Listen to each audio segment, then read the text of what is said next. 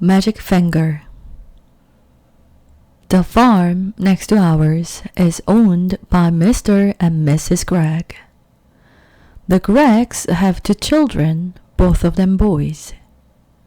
Their names are Philip and William. Sometimes I go over to their farm to play with them. I'm a girl and I'm 8 years old. Philip is also 8 years old. William is 3 years older, he's 10. What? Oh, alright then, he's 11. Last week, something very funny happened to the Gregg family. I'm going to tell you about it as best I can. Now, the one thing that Mr. Gregg and his 2 boys loved to do more than anything else was to go hunting. Every Saturday morning, they would take their guns and go off into the woods to look for animals and birds to shoot. Even Philip, who was only 8 years old, had a gun of his own. I can't stand hunting. I just can't stand it. It doesn't seem right to me that men and boys should kill animals just for the fun they get out of it. So I used to try to stop Philip and William from doing it.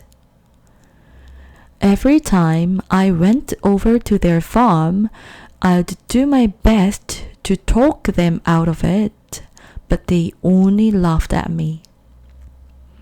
I even said something about it once to Mr. Gregg, but he just walked on past me as if I weren't there. Then, one Saturday morning, I saw Philip and William coming out of the woods with their father, and they were carrying a lovely young deer. This made me so cross that I started shouting at them.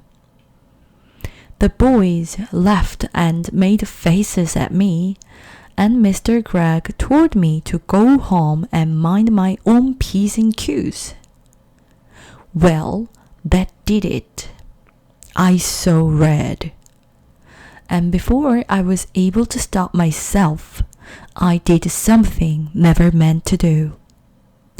I put the magic finger on them all.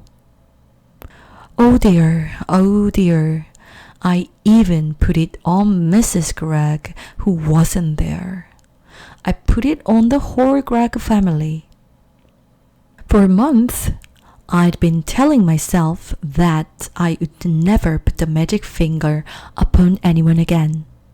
Not after what happened to my teacher, old Mrs. Winter. Poor old Mrs. Winter. One day, we were in class and she was teaching us spelling. Stand up, she said to me, and spell cat. That's an easy one, I said. K-A-T. You are a stupid little girl, Mrs. Winter said. I'm not a stupid little girl, I cried. I'm a very nice little girl.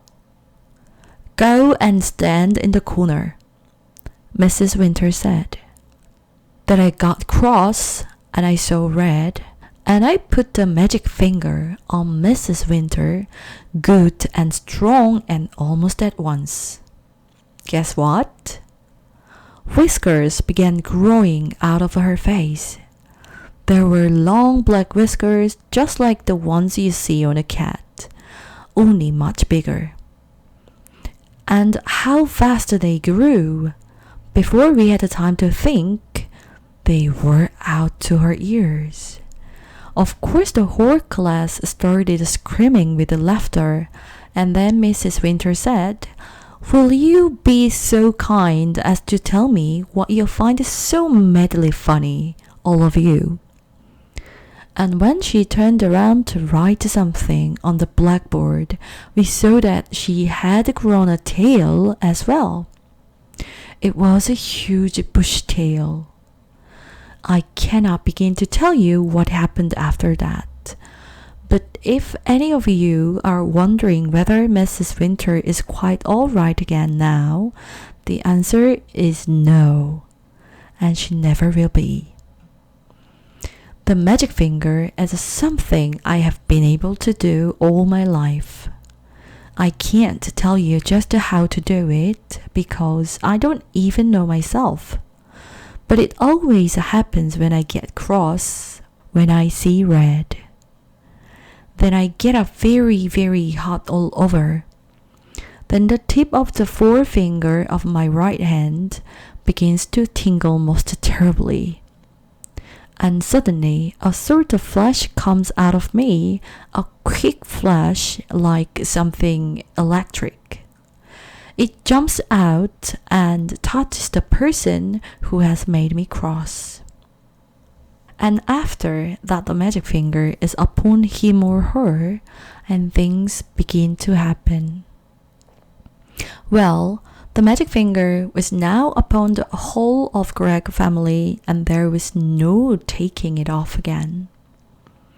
I ran home and waited for things to happen.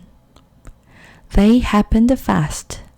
I shall now tell you what those things were. I got the whole story from Philip and William the next morning, after it was all over.